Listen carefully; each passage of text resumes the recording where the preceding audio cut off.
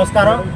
మన జంగారెడ్డిగూడెం పట్టణంలో రాత్రి జరిగినటువంటి అసాధ్యంగా గాలిపడం కావచ్చు, వేరే ఇంకో చర్య వల్ల కావచ్చు, జరిగినటువంటి ఒక అంబేద్కర్ విగ్రహానికి జరిగిన అపచారానికి వెంటనే దాన్ని మనం రిస్టోర్ చేసి ఆ విగ్రహం యొక్క పాత రూపుని తీసుకురావడానికి మన వంతుగా ప్రయత్నం చేసి అది పెట్టడం జరిగింది. ఆ కార్యక్రమం విజయవంతంగా పూర్తయింది.